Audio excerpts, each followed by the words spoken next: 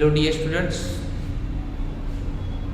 Chapter 5 નો બેટા આજનો પ્રશ્ન છે આપણો સખત ફેરોમેગ્નેટિક અને નરમ ફેરોમેગ્નેટિક પદાર્થ છે.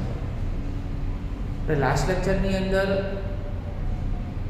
ચુંબકીય જે પદાર્થો એના ટોટલ આપણે 3 પ્રકાર જોયા હતા.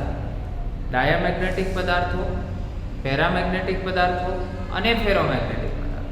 માં ફેરોમેગ્નેટિક પદાર્થ છે એના 2 પ્રકાર છે. એક છે સખત ફેરોમેગ્નેટિક અને બીજું છે નરમ ફેરોમેગ્નેટિક પદાર્થ.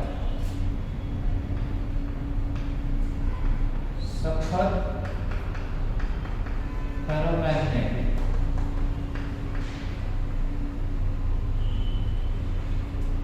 આ સાઈડ આપણે લખીએ નરમ ફેરોમેગ્નેટિક. આ બંને વચ્ચે પહેલા તો ડિફરન્સ શું છે?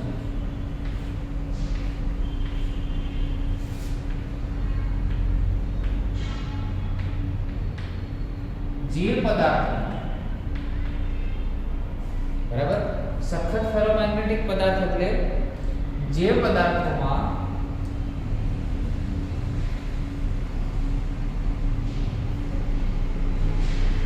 પદાર્થ પરનું બાહ્ય ચુંબકીય ક્ષેત્ર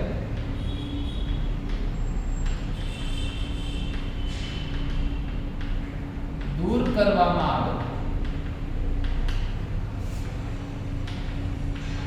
તેમ છતાં પણ તેનો ચુંબકત્વનો ગુણધર્મ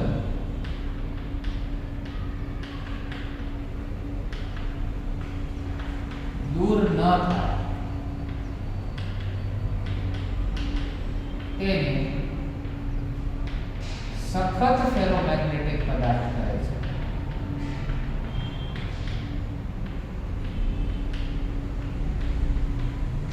અને એકવાર મેન આપણે યાદ રાખવાનું છે ચુંબકીય ક્ષેત્ર. જો ચુંબકીય ક્ષેત્ર દૂર કરો તેમ છતાં પણ તેનો ચુંબકત્વનો ગુણધર્મ એમાંથી દૂર થાય નહીં તો તેવો પદાર્થ છે સખત ફેરોમેગ્નેટિક કહેવાય. એનાથી વિરુદ્ધ જે પદાર્થોમાં બાહ્ય ચુંબકીય ક્ષેત્ર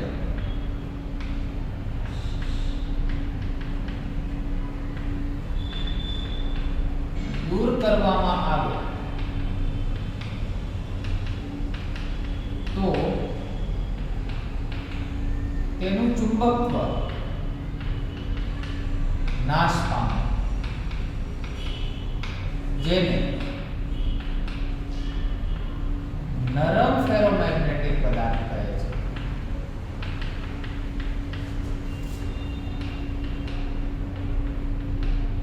નરમ ફેરોમેગ્નેટિક પદાર્થ કહે છે. દાખલા તરીકે સખત ફેરોમેગ્નેટિક પદાર્થની અંદર એક્ઝામ્પલ તમને આપેલા છે. લોખંડ છે, કોબાલ્ટ છે, લોખંડ, કોબાલ્ટ, ગેડોલિનિયમ. અને ખાસ યાદ રાખજો આની રિલેટિવ પરમિએબિલિટી એ 1000 કરતા પણ વધારે. μr એટલે રિલેટિવ પરમિએબિલિટી 1000 કરતા પણ વધારે. બરાબર. નરમ ફેરોમેગ્નેટિક પદાર્થની અંદર તમને એક્ઝામ્પલ આપેલા છે. ઇલેક્ટ્રિક બેગ અને ક્રેનમાં તેનો ઉપયોગ થાય. યાદ રાખજો આ પદાર્થનો ઉપયોગ ક્યાં થાય? ઇલેક્ટ્રિક બેગ અને ક્રેન. આ બંનેમાં આવા જે પદાર્થ છે એનો ઉપયોગ થતો હોય છે. ખ્યાલ આવે છે?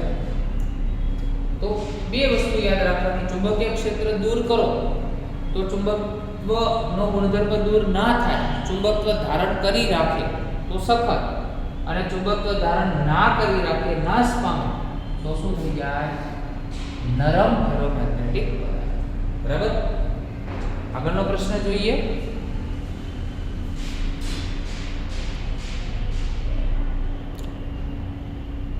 ક્યુરીનું તાપમાન.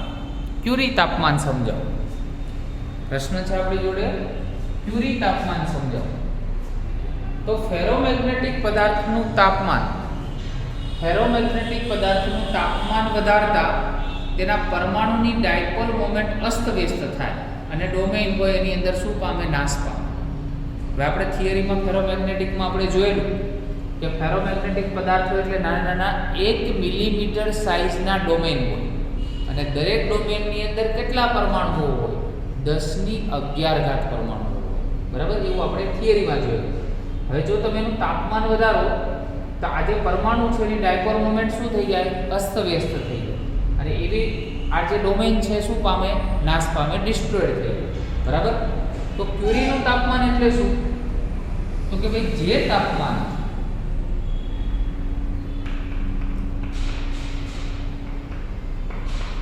ફેરોમેગ્નેટિક પદાર્થ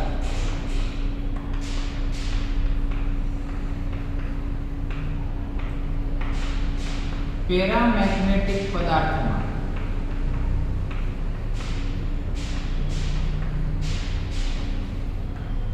રૂપાંતરણ પામે તેને ક્યુરી તાપમાન કહે છે.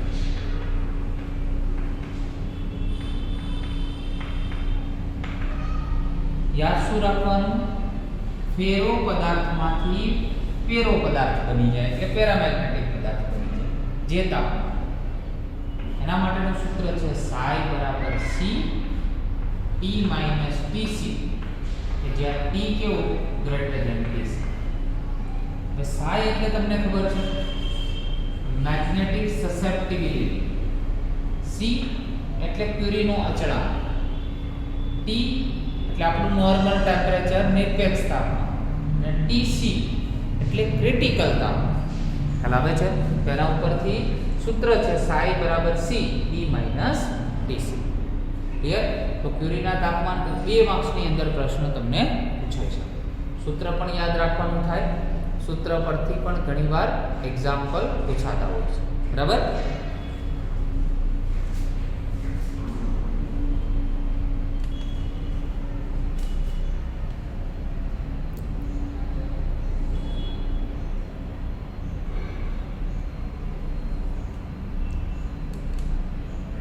હવે ફેરોમેગ્નેટિક પદાર્થ માટે મેગ્નેટિક હિસ્ટેરેસિસ લૂપ માં B વિરુદ્ધ H શું છે? B વિરુદ્ધ H નો આલેખ દોરીને સમજો. B વિરુદ્ધ H નો આલેખ દોરીને સમજો. મોસ્ટ ઇમ્પોર્ટન્ટ પ્રશ્ન છે હિસ્ટેરેસિસ લૂપ. પહેલા તો B એટલે શું? ચુંબકીય તીવ્રતા, ચુંબકીય ક્ષેત્ર. H ચુંબકીય તીવ્રતા. યાદ રાખજો H એટલે ચુંબકીય તીવ્રતા. મેગ્નેટાઇઝેશન ઇન્ટેન્સિટી અથવા તો મેગ્નેટિક ઇન્ટેન્સિટી. અને B એટલે ચુંબકીય ક્ષેત્ર, મેગ્નેટિક ફિલ્ડ. એના વચ્ચેનો ગ્રાફ છે. બરાબર? એની આપણે ફેરોમેગ્નેટિક પદાર્થ માટે લૂપ જોવાની છે. તો પહેલા તો ફેરોમેગ્નેટિક પદાર્થ છે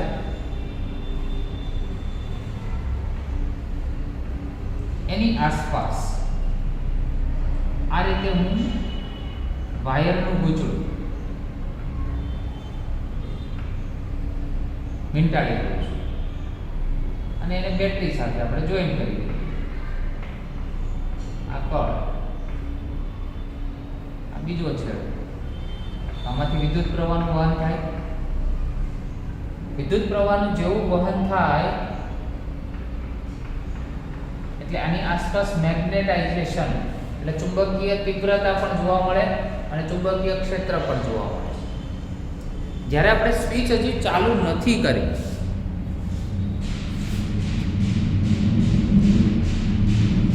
બરાબર? ખાસ માઇન્ડમાં લેજો. જ્યારે જો આપણે સ્વિચ ચાલુ નથી કરી ત્યારે વિદ્યુત પ્રવાહનું કોઈ વહન થશે નહીં. ત્યારે આ પોઈન્ટ અહીંયા હશે 0 0 આવે, મતલબ E પણ 0 છે, H પણ 0 છે. હું સ્વિચ ચાલુ કરું છું એટલે વિદ્યુત પ્રવાહનું એમાંથી વહન થાય. એટલે શું થાય? H નું મૂલ્ય વધે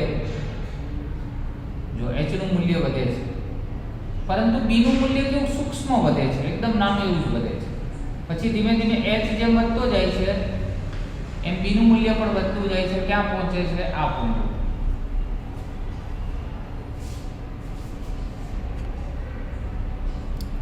હવે આપણે ગ્રાફ ઉપર જ ફોકસ કરીશું. ચલો, અહીંયા પોઈન્ટ પર પહોંચી ગયું મૂલ્ય.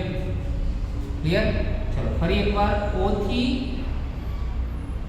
ધીમે ધીમે મૂલ્ય વધ્યું, આપણે વિદ્યુત પ્રવાહનું વહન થયું એટલે h નું મૂલ્ય વધ્યું એમ b નું મૂલ્ય વધ્યું, એની સેચ્યુરેશન પોઈન્ટ આવી ગયો. સેચ્યુરેશન પોઈન્ટ એટલે એકદમ મહત્તમ, ત્યાંથી આગળ ના જઈ શકે એટલે એ બિંદુ આગળ પહોંચી ગયો. ક્લિયર? હવે શું થાય છે? મહત્તમ એનો પોઈન્ટ આવી ગયો, એનો પીક પોઈન્ટ આવી ગયો, પછી એનાથી બહાર તો એ જવાનું નથી, એનાથી તો દૂર તો જવાનું નથી, એટલે હવે રિટર્ન ની પ્રોસેસ થાય. બરાબર? તેમ છતાં તમે વિદ્યુત પ્રવાહનું વહન ચાલુ રાખો છો તો શું થશે? h નું મૂલ્ય ધીમે ધીમે ઘટવા લાગશે. તો આની આમ રિટર્ન આવે છે આ લૂપ. ઓકે, એક સમય એવો આવશે, અહીંયા પોઈન્ટ આવશે, એટલે a આપ્યો તો આને નંબર b આવે, આ b પોઈન્ટ. તો b પોઈન્ટ આગળ શું થશે? તો અહીંયા લખીએ છીએ આપણે b પોઈન્ટ આગળ આનું મૂલ્ય લગભગ b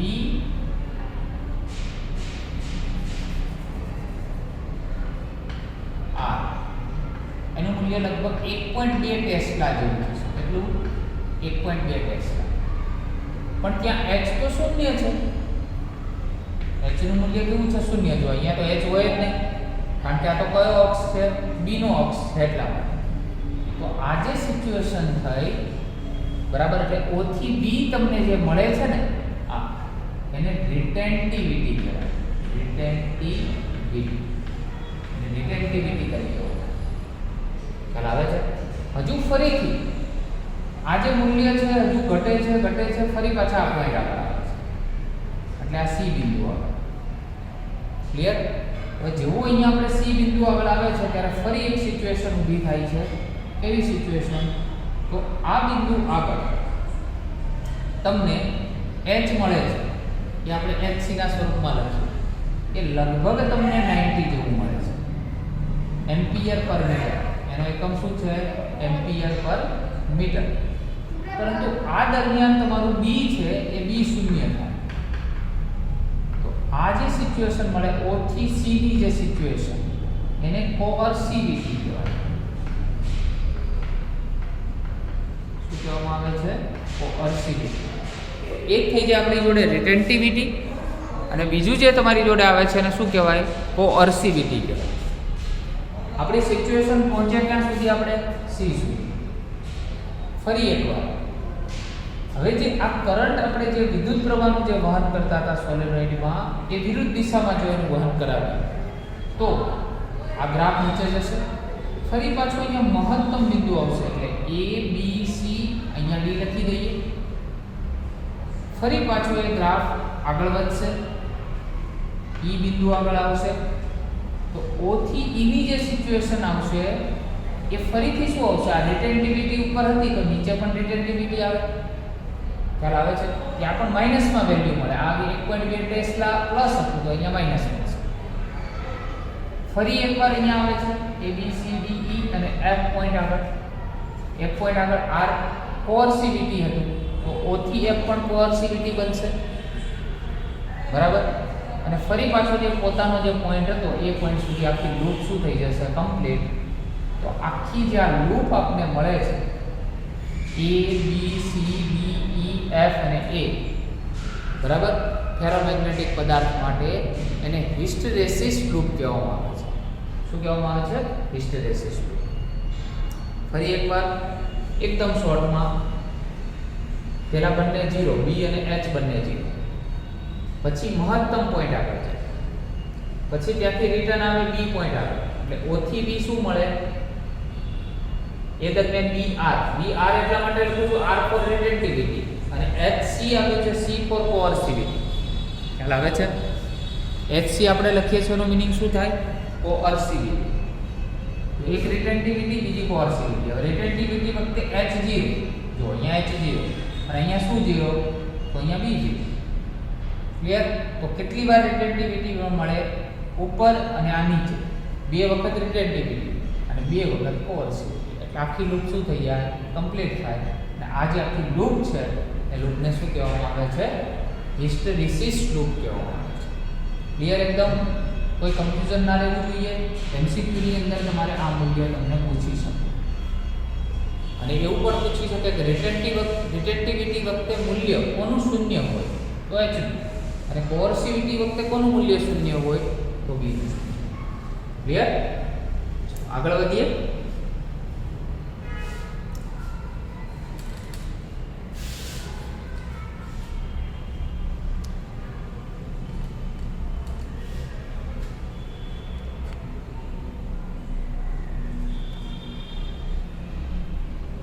કાયમી ચુંબક એટલે શું અને તેને બનાવવાની રીતો જણાવો. કાયમી ચુંબક એટલે શું, તેને બનાવવાની રીતો જણાવો. તો જે દ્રવ્યો ઓરડાના તાપમાને કાયમી ફેરોમેગ્નેટિક ગુણધર્મ જાળવી રાખે તેને કાયમી ચુંબકો કહે છે. બરાબર? ફેરોમેગ્નેટિક ગુણધર્મ જાળવી જ રાખે, બદલાય નહીં, એને કહેવાય કાયમી ચુંબક. હવે કાયમી ચુંબક છે એ કેવી રીતે બનાવી શકાય? તો એની 3 જુદી જુદી રીત છે. પહેલું, લોખંડના સળિયાને ઉત્તર દક્ષિણ દિશામાં રાખીને ટીપવાથી કાયમી ચુંબક બને. લોખંડનો સળિયો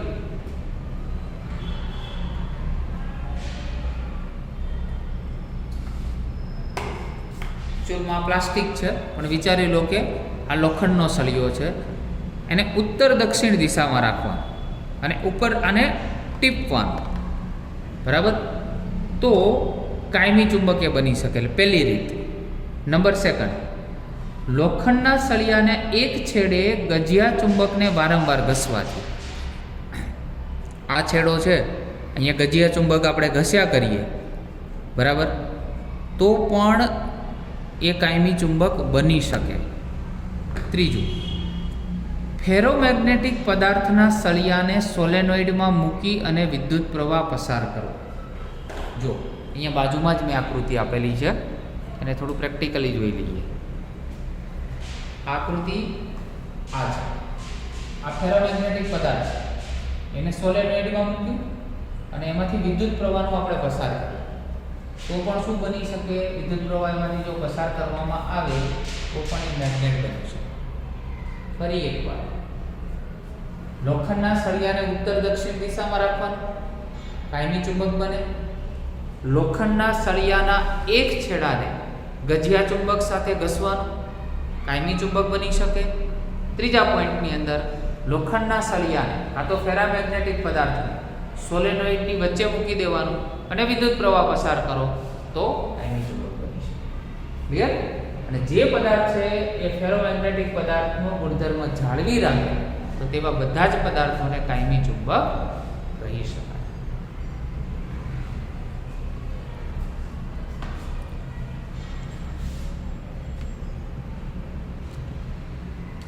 હવે આવા ચુંબક બનાવવા છે તો કેવા દ્રવ્યો વાપરવા જોઈએ?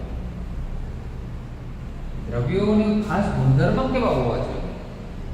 તમારે કાયમી ચુંબક બનાવવા છે તેના માટે વપરાતી પદાર્થો છે એની રિટેન્ટિવિટી એક તો વધારે હોવી જોઈએ અને કોર્સિવિટી વધારે હોવી જોઈએ. રિટેન્ટિવિટી ક્યાં હોય? આ રીતે. અને કોર્સિવિટી ક્યાં હોય? આ રીતે. રિટેન્ટિવિટી અને કોર્સિવિટી જો બંનેની વધારે હોય તો એ આખી લૂપ જે છે એ લૂપ જ જાડી થઈ જાય. અને જેની રિટેન્ટિવિટી અને કોર્સિવિટી ઓછી એ લૂપ કેવી થઈ જાય? એકદમ પાતળી થઈ જાય. તો જેની લૂપ વધારે હોય, એનો ઘેરાવ વધારે હોય, ક્ષેત્રફળ જેનું વધારે છે તો તેવા પદાર્થો છે એ કાયમી ચુંબક માટે ચાલે, બનાવી શકાય. કયા કયા પદાર્થો? સ્ટીલ, એલ્નિકો, કોબાલ્ટ સ્ટીલ અને ટીકોના. આવા દ્રવ્યો જો તમે એની અંદર વાપરો, બરાબર, આવી ધાતુ અને મિશ્ર ધાતુઓ તમે વાપરો તો એમાંથી તમે કાયમી ચુંબક બનાવી શકો. કારણ કે આ બધા પદાર્થોની રિટેન્ટિવિટી પણ વધારે છે અને કોર્સિવિટી પણ શું છે? વધારે છે. ક્લિયર? તો આ બધા MCQના પ્રશ્ન કહી શકાય. આવા પ્રશ્ન બોર્ડમાં કોઈ 2 માર્ક્સની અંદર કેવી રીતે પૂછવાની પોસિબિલિટી ખૂબ નહિવત છે.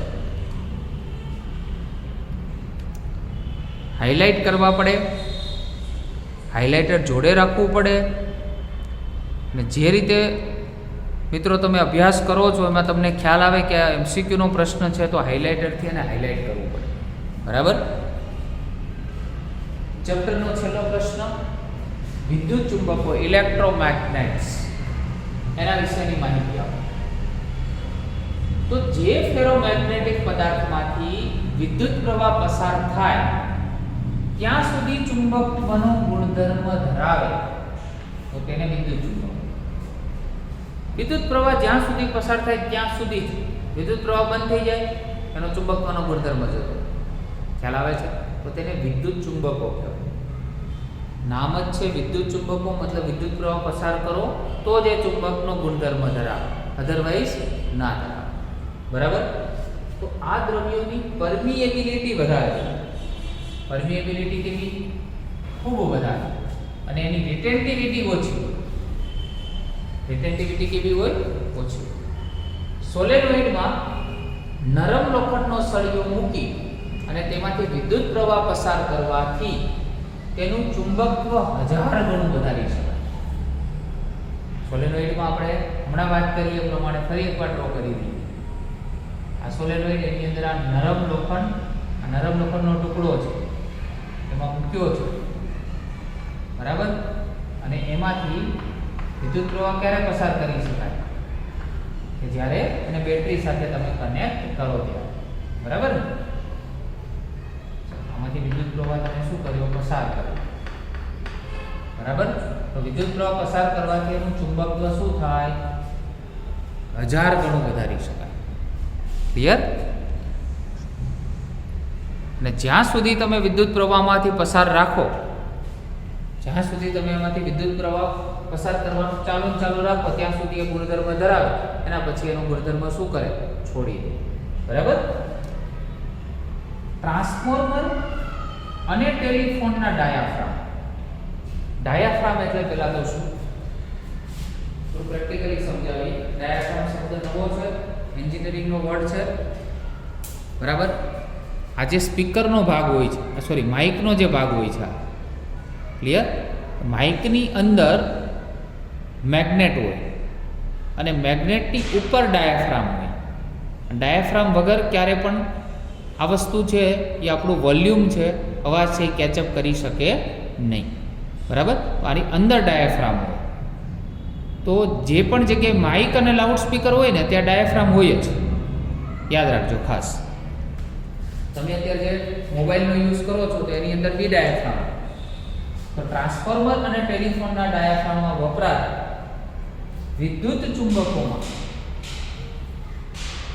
દ્રવ્ય લાંબા સમય સુધી ચુંબકત્વના AC ચક્રમાંથી પસાર થાય છે અને આ માટે દ્રવ્યોની હિસ્ટેરિસિસ વક્ર કેવો હોવો જોઈએ? સાંકડા હોવા જોઈએ. જેટલો હિસ્ટેરિસિસ વક્ર સાંકડો તેટલું એમાં જે પાવર લોસ થતો હોય, હીટનો લોસ, ઉષ્માનો જે વ્યય થતો હોય એ ઓછો થાય. અને જેટલો વક્ર પહોળો એટલે એની ઉષ્માનો વ્યય વધારે. બરાબર. એટલા માટે કહે છે કે આવા જે ટ્રાન્સફોર્મર આપણે ચેપ્ટર 7માં જે અભ્યાસ કરીશું અને ટેલિફોનનો ડાયાગ્રામ શું હોય એ સમજાવ્યું મેં તમને. એમાં વપરાતા વિદ્યુત ચુંબકો એના દ્રવ્ય લાંબા સમય સુધી ચુંબકત્વના AC ચક્રમાંથી પસાર થાય. બરાબર. ચુંબકત્વના AC ચક્રમાંથી એટલે એમાંથી AC પ્રવાહ ઘણીવાર સતત વહેતો હોય. બરાબર. તો આ દ્રવ્યોના હિસ્ટેરિસિસ વક્ર કેવા હોવા જોઈએ? સાંકડા. બરાબર. તો વિદ્યુત ચુંબકત્વના દ્રવ્યોની અવરોધકતા, વિદ્યુત ચુંબકત્વના દ્રવ્યોની અવરોધકતા વધુ હોવી જોઈએ જેથી ઘુમરી પ્રવાહોને કારણે એના વેગ કેવા થાય? ઓછા થાય. જેટલી અવરોધકતા વધુ એના કારણે એના પ્રવાહો છે એના કારણે એનો વ્યય કેવો થાય? ઓછો થાય. જેટલો વ્યય ઓછો થાય ઉર્જાનો એટલો એનામાંથી જે વિદ્યુત પ્રવાહ છે એ ઓછો વપરાય. બરાબર. અને જેના કારણે કોઈ આવા જે સાધનો છે એનું જે ડેમેજ થવું જોઈએ ડેમેજ પણ કેવું થાય? ઓછું થાય. ક્લિયર? હવે આ જે છે વિદ્યુત ચુંબકોનો ઉપયોગ કઈ જગ્યાએ થાય? તો વિદ્યુત ઘંટડી, લાઉડ સ્પીકર, ટેલિફોન ડાયાફ્રામ, અને મોટી ક્રેન. ફરી એકવાર વિદ્યુત ઘંટડી એટલે આપણી ઘરે જે ઇલેક્ટ્રિક બેલ હોય છે એ, લાઉડ સ્પીકર તો ખ્યાલ હોય, ટેલિફોન ડાયાગ્રામ મેં તમને સમજાવી દીધું બરાબર. આપણે જે રિસીવર હોય છે એની અંદર યુઝ થતું હોય. અને મોટી ક્રેનમાં કેવી રીતે ઉપયોગ થાય કે મોટી ક્રેનની અંદર ઘણીવાર એવું હોય કે એકદમ સ્ટીલનો ધારો કે લોખંડનો મોટો ઢગલો પડ્યો છે બરાબર. એ ઢગલાને આપણે ઊંચકવો છે તો હાથથી ઊંચકવા જઈએ તો એ શક્ય નથી કારણ કે ખૂબ વજનદાર હોય. તો એ લોકો આ જે ક્રેન એવી રીતે બનાવે કે એમાં ઇલેક્ટ્રોમેગ્નેટ્સ રાખે. વિદ્યુત પ્રવાહ પસાર કરે એટલે મેગ્નેટ બની જાય. મેગ્નેટ બને એટલે જે ઢગલો હોય એની સાથે ચોંટી જાય અને એને આપણે તમારે બીજી જગ્યાએ ટ્રાન્સફર કરવું હોય તો તમે કરી શકો. આ યુઝ તમે લગભગ કોઈ યુટ્યુબના વિડીયોની અંદર જોયું હોય બરાબર. તો આજના લેક્ચરની અંદર મિત્રો આપણે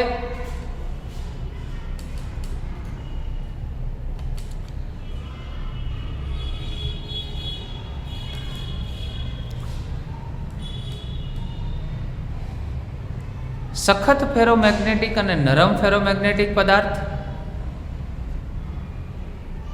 ક્યુરીનું તાપમાન, ફેરોમેગ્નેટિક પદાર્થ માટે હિસ્ટેરિસિસ લૂપ, કાયમી ચુંબક કોને કહેવાય અને બનાવવાની રીતો, કાયમી ચુંબક બનાવવા માટે કેવા દ્રવ્યો આપણે યુઝ કરવા જોઈએ અને વિદ્યુત ચુંબકો વિશેની માહિતી ડિટેલમાં આપણે ચર્ચા કરી. આ સાથે આપણે ચેપ્ટર છે એ ચેપ્ટર એની થિયરીનું ક્લોઝિંગ કરીએ છીએ બરાબર.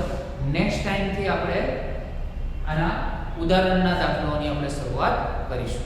Okay, thank you very much.